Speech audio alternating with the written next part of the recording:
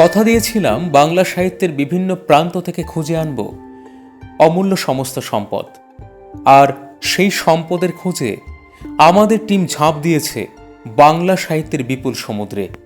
আজ সেই সমুদ্র থেকে তুলে এনেছি আরও একটি মুক্তদানা, নতুন যুগের লেখক অরিন্দম মুখার্জির মা ও ছেলের সম্পর্কের টানাপোড়েনের গল্প ইলিশ মাছের ঝোল।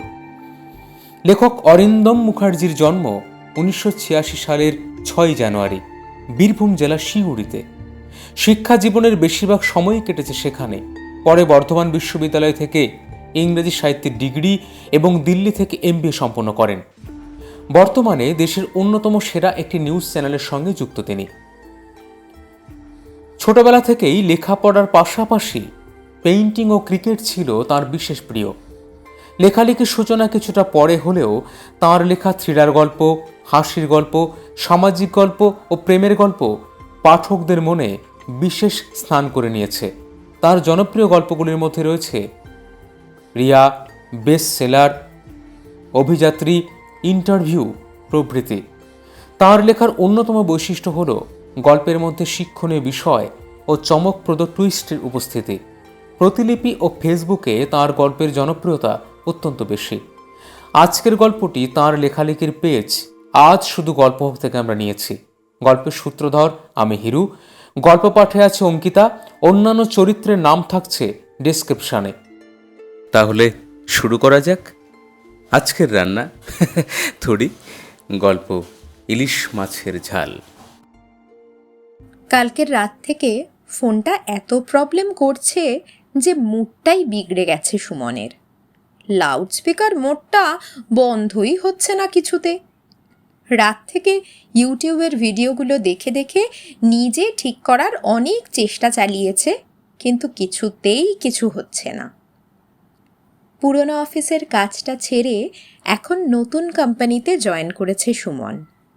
দিল্লিতে কাজের সূত্রে আসা এই নিয়ে 11 মাস হলো। পুরনো অফিসে বেতন ছিল মাত্র 20,000 টাকা। এই কটা টাকায় এই শহরে ঠিকঠাকভাবে থাকা, খাওয়া, যাতায়াত সব কিছু করে কিছুই প্রায় বাঁচত না সুমনের। নতুন জায়গায় মাইনে প্রায় 30,000 টাকা।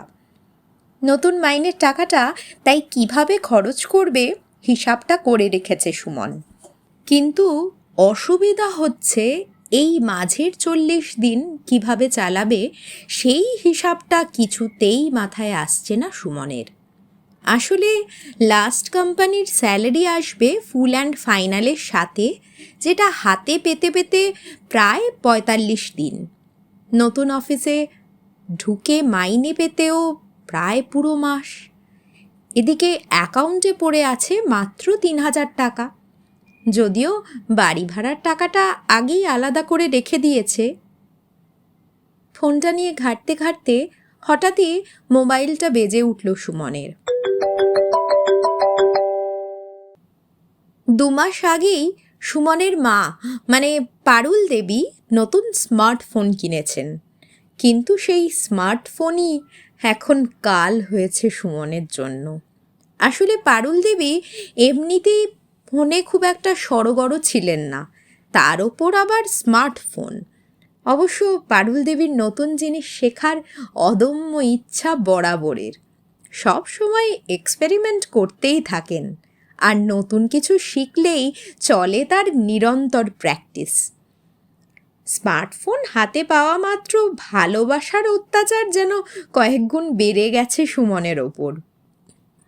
সূর্যও কখনো ভুল করে নির্দিষ্ট সময়ের পরে উদয় হতে পারে, কিন্তু সকালবেলা ঘড়ির কাঁটা ভোর 6টা ছুলেই সুমনের মোবাইলে হোয়াটসঅ্যাপে মায়ের পাঠানো ছবি বা কোটেশন শুভ সকাল ঢুকতে বাধ্য। এরপর সারাদিনে চলতে থাকে মেসেজের যন্ত্রণা। বেশিরভাগ মেসেজই ওই 5 সেকেন্ডের মধ্যে শেয়ার করুন এই জাতীয় মেসেজ। শুধু তাই নয়, এরপর চলে ওই মেসেজের ওপর ফলো আপ, মানে ওই কিরে মেসেজটা দেখিসনি, কিরে উত্তর দিলি না যে, কিরে শেয়ার করলি। এই ধরনের। সময় পেলেই পারুল দেবী সুমনকে হোয়াটসঅ্যাপে ভিডিও কল করেন। আসলে ছোট থেকে ছেলেটা মা ছাড়া কোথাও থাকেনি। আজ এই কটা টাকা রোজগার করার জন্য বাড়ি থেকে এত দূরে একা একা কিভাবে যে থাকছে, কি খাচ্ছে, ভাবতে বসলেই চোখ দুটো ছলছল করে ওঠে পারুল দেবীর। কাছে না থাকলেও ভিডিও কলে তো ছেলেটাকে অন্তত চোখের দেখা যায়। যদিও ব্যাপারটা সেখানেই থেমে থাকে না, স্মার্টফোনটা পাওয়ার পর পাশের বাড়ির মানিককে ডেকে বিভিন্ন ফিচার শিখে এক্সপেরিমেন্ট চালাতে থাকেন সুমনের ওপর। সেদিন অফিসে সুমনকে ভিডিও কল করলেন পারুল দেবী। সুমন প্রথমে ভিডিও কলটা ধরল না। অফিসে ভিডিও কল ধরা যায় নাকি? মা তো সব বোঝে না। মা আবারও ফোন করলেন, এবার নর্মাল ফোন। সুমন ফোনটা তুলে বলল, মা, লাউডস্পিকারে কথা বলছি, ফোনে কিছু একটা সমস্যা হয়েছে, পরে কথা বলছি। পারুল দেবী কি বুঝলেন বা শুনলেন জানা নেই, নিজের ফ্লোতেই বলতে শুরু করলেন, তা খেয়ে এসেছিস তো? হ্যাঁ, খেয়ে এসেছি, এখন রাখছি। আচ্ছা, কি খেলি সকালে? উফ, ডিম পাউরুটি। আচ্ছা রাখি। ও, তো দুপুরে কি খাবি? আরে বাবা, কিছু একটা খেয়ে নেবো, এখন রাখছি। এই, তোদের এই নতুন অফিসে ভাত ডাল মাছ এসব পাওয়া যায় না? মা, রাখছি, পরে কথা বলবো। কালকে বাইরে মেলা জামা কাপড়গুলো ঘরে তুলে এনেছিস তো? হ্যাঁ এনেছি, রাখছি। আর আন্ডারওয়্যার, ওগুলো কিন্তু রোজ কেচে নিবি। আগ্নেয়গিরির মতো রাগে ফেটে পড়ল সুমন। চিৎকার করে বলে উঠল, না, কাচবো না, যাও।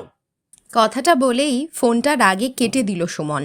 ফোন থেকে মুখটা তুলতেই বুঝতে পারল ওর পাশের সিটে বসা আত্রেই মুখ নামিয়ে হেসেই যাচ্ছে। লজ্জায় মুখটা লাল হয়ে গেল সুমনের। দাঁত চেপে মনে মনেই বিড়বিড় করে উঠল, মাটা না সত্যি কোনো সেন্সই নেই, একেবারে জাতা। বাড়িতে ফিরে ক্লান্ত শরীরটাকে বিছানায় এলিয়ে দিল সুমন। ফোনটা আবার বেজে উঠল। ফোনটা তুলতেই দেখল মা ভিডিও কল করেছে। ফোনটাকে নিজের মুখের সামনে তুলে ধরতেই স্ক্রিনের ওপর মায়ের মুখটা হাজির হলো। পারুল দেবী এক দৃষ্টিতে ছেলের দিকে তাকিয়ে তাকিয়ে বলতে লাগলেন, চোখ মুখগুলো একদম ভেতরে ঢুকে গেছে রে খোকা, খাচ্ছিস না ঠিক করে?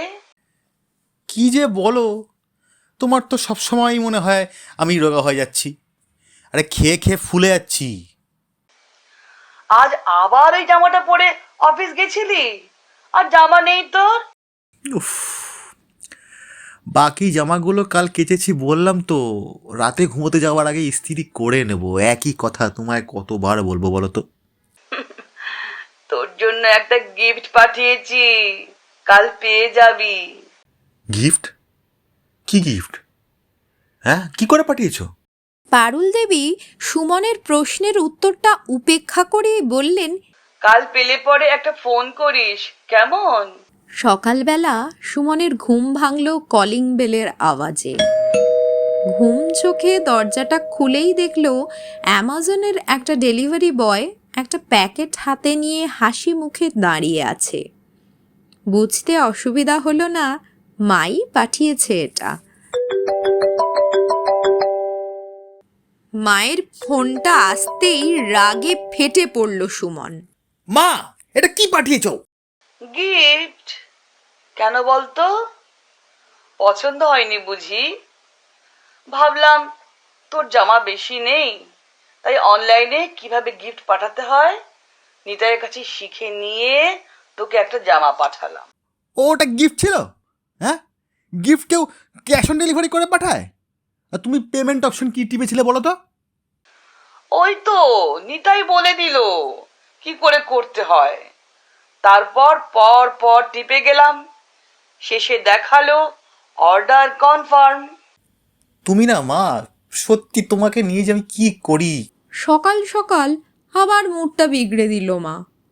এমনিতেই এখন সুমনের হাত টান চলছে, তার মধ্যে মাইনে আসতে এখনো এত দিন বাকি।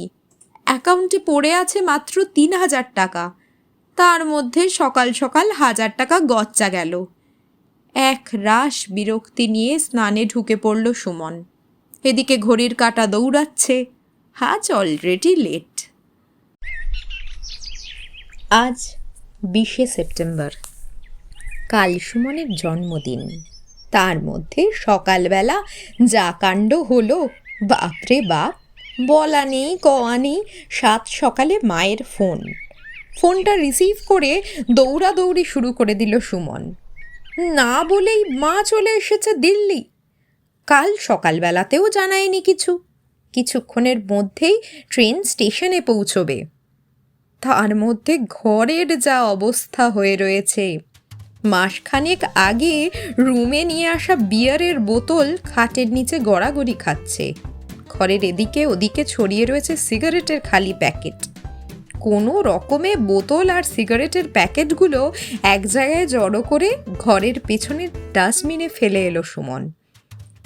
তারপর বিছানার চাদর একটু টেনে টুনে পেতে নিয়ে বেরিয়ে পড়ল স্টেশনে মাকে রিসিভ করতে। বেরোনোর আগেই অফিসে বসকে ফোন করে জানিয়ে দিয়েছিল অফিসে ঢুকতে দেরি হবে।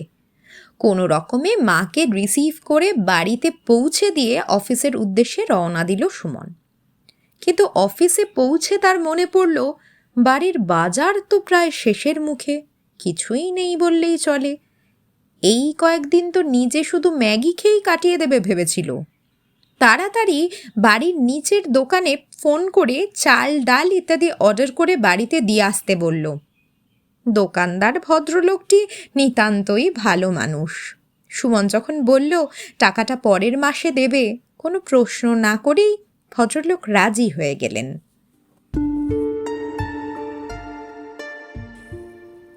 আজ সুমনের মনের মধ্যে এক অদ্ভুত দ্বন্দ্ব চলছে। মা এসেছে, তাতে নিঃসন্দেহে খুব খুশি হয়েছে সুমন। কিন্তু এমন একটা সময়ে এলো মা, যখন হাতে টাকা প্রায় নেই বললেই চলে। কত ইচ্ছা ছিল সুমনের, মা যখন আসবে তখন তাকে সারা শহর ঘুরিয়ে দেখাবে, ভালো ভালো জায়গায় খাওয়াতে নিয়ে যাবে। কিন্তু মাইনে আসতে এখনো ঢের দেরি। তার মধ্যে আজ অবধি কোনো ক্রেডিট কার্ড সুমন নেয়নি, ইচ্ছেও নেই নেওয়ার। সুমন যা হাত খোলা ছেলে, তাতেও ভালো করেই জানে ক্রেডিট কার্ড নিলে খরচের হাতটা আরও বেড়ে যাবে। মুখছোড়া বলে সেরকম বন্ধুও এখনো হয়নি দিল্লিতে, যার থেকে টাকা ধার নেবে।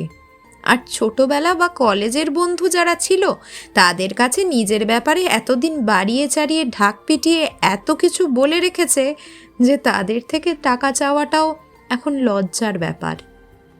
কিছুই মাথায় আসছে না সুমনের, কি করবে। এমন ভাবতে ভাবতে হঠাৎ ফোনটা বেজে উঠল। মা ফোন করছে।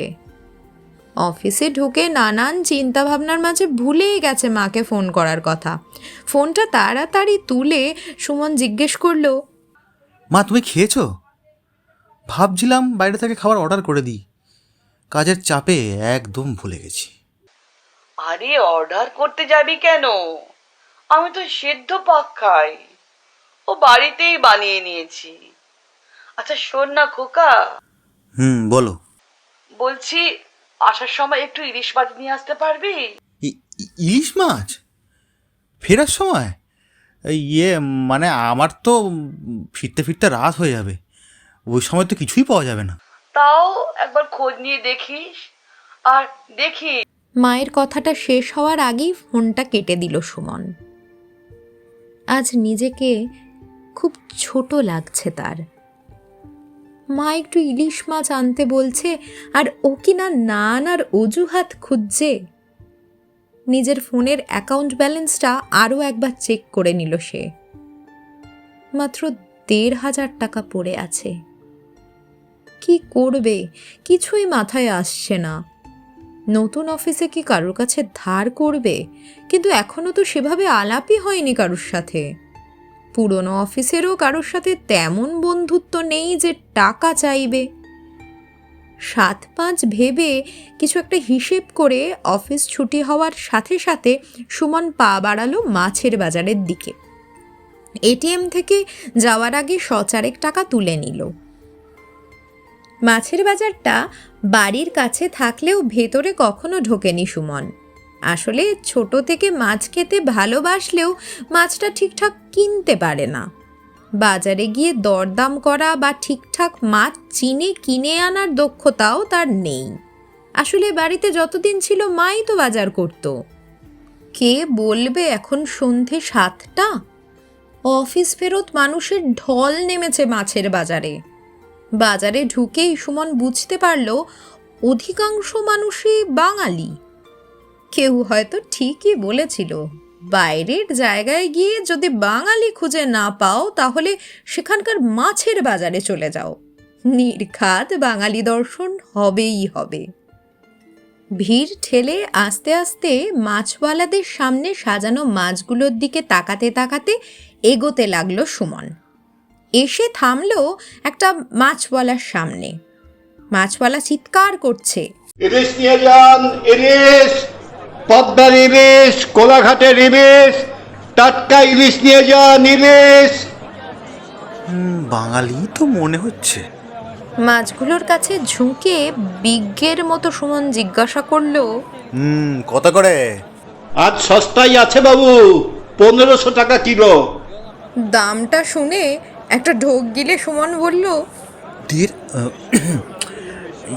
আমার তো অল্পই লাগতো, ওই 250-300 মতো। দোকানদার তাচ্ছিল্যের সুরে বলল, এগুলো সব 800 গ্রামের ওপরে, কেটে দিতে পারবো না, নিলে গোটা দিতে হবে। কথাটা শুনে চুপ করে গেল সুমন। দোকানদার হঠাৎ মাছগুলোর ভেতর থেকে একটা ছোট সাইজের ইলিশ বের করে বলল, দাঁড়ান, এটা 400 গ্রামের মতো হবে। হ্যাঁ, 650 টাকা কাটবো। চকচক করে উঠল সুমনের চোখ দুটো। হ্যাঁ বলতেই যাচ্ছিল, হঠাৎ ফোনটা বেজে উঠল। ফোনটা তুলে সুমন বলল, হ্যাঁ মা, হ্যালো। হ্যাঁ, বাজারে আছি, এই ইলিশ মাছই নিচ্ছি, এখন রাখছি। হ্যাঁ, মাছটা যেন নিটোল হয়, হাত দিয়ে দেখে নিবি, ঘাটা যেন মোটা হয়।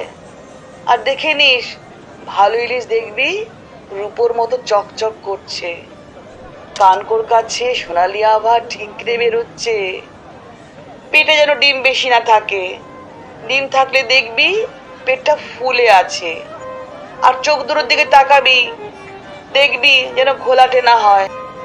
তাও যদি বুঝতে না পারিস তাহলে মাছটা কাটতে বলবি। টাটকা ইলিশের ভেতরের মাংসটা না সাদা ধপধপ করবে, লাল হলেই বুঝবি ওটা অনেক আগের মাছ। দেখে নিস কিন্তু। আর খোকা, দেখিস ওজনটা যেন 700-800 গ্রামের কম না হয়, কেমন? বিরক্ত হয়ে কথাটা শোনার আগেই ফোনটা কেটে দিল সুমন। কি করবে কিছুই মাথায় আসছে না। কেন যে বলতে গেল মাছ নিতে এসেছে। মনে মনে বিড়বিড় করে উঠল, এ তো মহা মুশকিল। ধুর, বাড়ি গিয়ে বলে দেবো বাজারে ভালো মাছ ছিল না। 1,500 টাকা কিলো একটা ইলিশ মাছ, 800 গ্রাম। হ্যাঁ, যত সব ফালতু খরচা। মাথা নামিয়ে বাজারের বাইরে আসতেই ফোনটাতে একটা মেসেজ ঢোকার আওয়াজ হলো। ভার করা মুখে মোবাইলটা তুলে সামনে ধরতেই চমকে উঠল সুমন। পেটিএমে 5,000 টাকা ক্রেডিট হয়েছে ওর। যে পাঠিয়েছে তার নম্বরটা দেখে বাকরুদ্ধ হয়ে গেল কিছুক্ষণ। কাঁপা কাঁপা হাতে ফোন নাম্বারটা ডায়াল করতেই অন্য প্রান্ত থেকে মা বলে উঠল, কি রে, টাকাটা পৌঁছেছে খোকা? এখানে আসার কিছুদিন আগে নিতাই দেখিয়ে দিয়েছিল কিভাবে করতে হয়। আজ সকালবেলা স্টেশন থেকে ফেরার সময় যখন মেট্রো টিকিট কাটছিলি, তখন চোখটা তোর পার্সে যেতেই দেখলাম কয়েকটা মাত্র টাকা পড়ে আছে। বাড়িতে এসে কিছুক্ষণের মধ্যেই বুঝতে পারলাম হাতে টাকা নেই তোর। কি রে, ঠিক বলছি তো খোকা? সুমনের মুখ দিয়ে একটাও কথা বেরোলো না।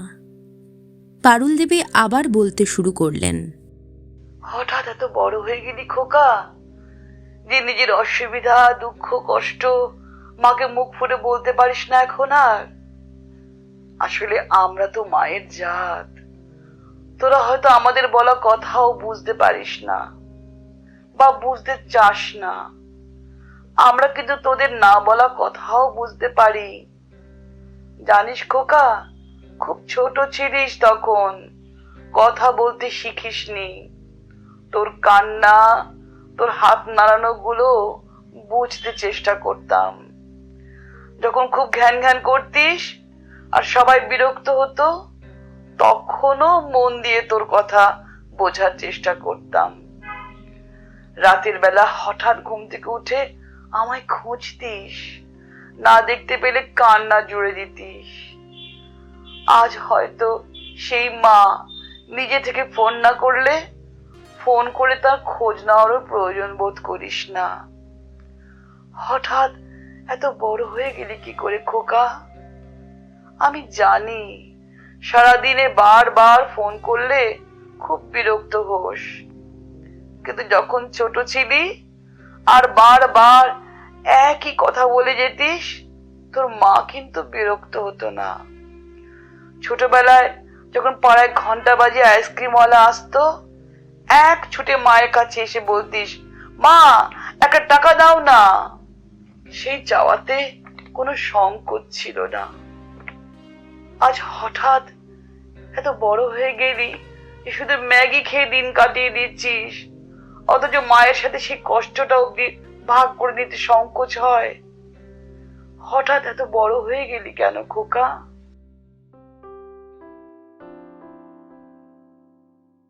জানিস খোকা, তোর জন্মের সময় চারিদিকে খুব ভালো ইলিশ মাছ উঠেছিল। তুই হওয়ার খুশিতে তোর বাবা পাড়ার সবাইকে ইলিশ খাইয়েছিল। তারপর থেকে তোর প্রত্যেক জন্মদিনে ইলিশ মাছের ঝাল নিজের হাতে বানাতাম।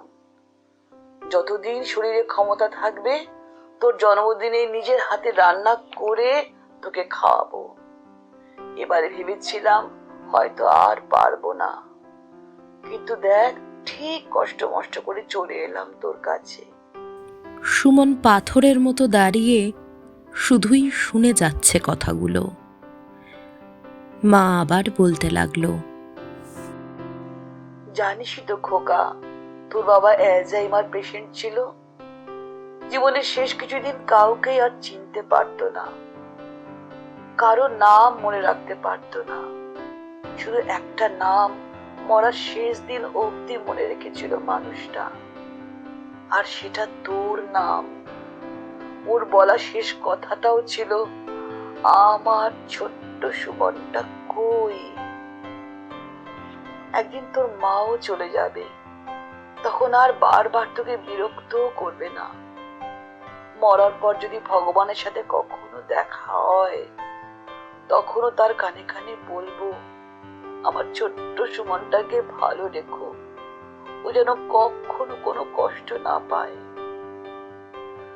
আমরা মা বাবারা হয়তো এমনই হই, তাই তো আমাদের কাছে তোরা সব সময় ছোট্ট হয়েই থাকিস। আচ্ছা খোকা, একটা কথা রাখবি? কি মা? আমার তো বয়স হচ্ছে খোকা, কানে একটু কম শুনি। কথা বলতে শুরু করলে খেই হারিয়ে ফেলি। নিজের অজান্তেই কথা বলে তোর সময় নষ্ট করি, বুঝতেও পারি না কি বলতে কি বলে ফেলছি। হয়তো অনেক সময় তুই ফোনে কিছু বললে শুনতেও পাই না ঠিক করে। তবুও পারলে এরপর থেকে আর মায়ের মুখের উপর ফোনটা কেটে দিস না খোকা। সত্যি বলছি রে, খুব কষ্ট হয়। মনে হয় যেন মুখের উপর দরজা দিয়ে দিলি। রাগ হলে বকে দিস, দেখিস রাগবো না।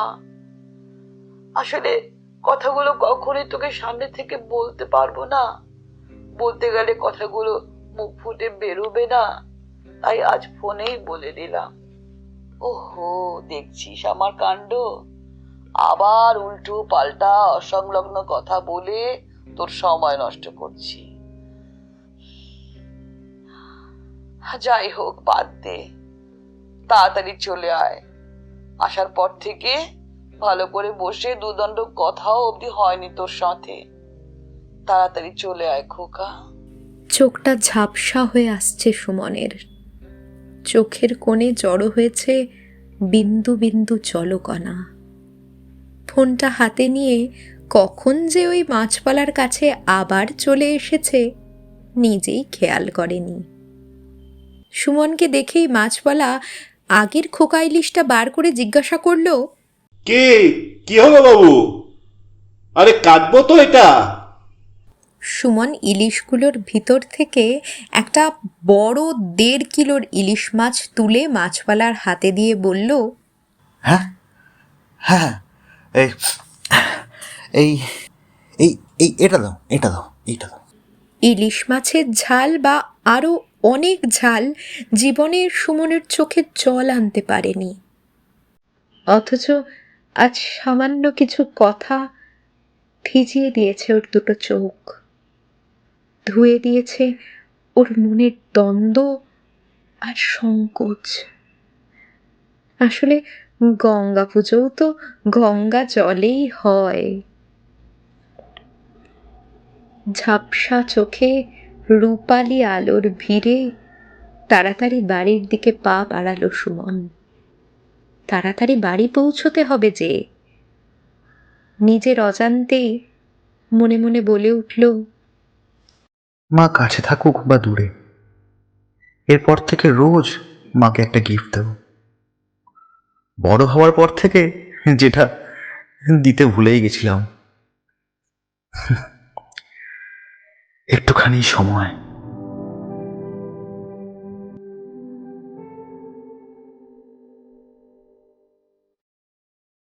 তাহলে কেমন লাগলো আমাদের আজকের গল্প জানাতে ভুলবেন না কমেন্ট বক্সে। আমাদের চ্যানেলটি ভালো লাগলে অবশ্যই সাবস্ক্রাইব করবেন এবং বেল আইকনে ক্লিক করবেন পরবর্তী গল্পের নোটিফিকেশনের জন্য। আমাদের আরও 2টি সেগমেন্ট, গল্প হলো সত্যি এবং 10 মিনিটের গল্প শুনবেন, আর কেমন লাগছে অবশ্যই জানাবেন। আজ তবে আসি, আবার ফিরে আসবো অন্য কোনো গল্পে।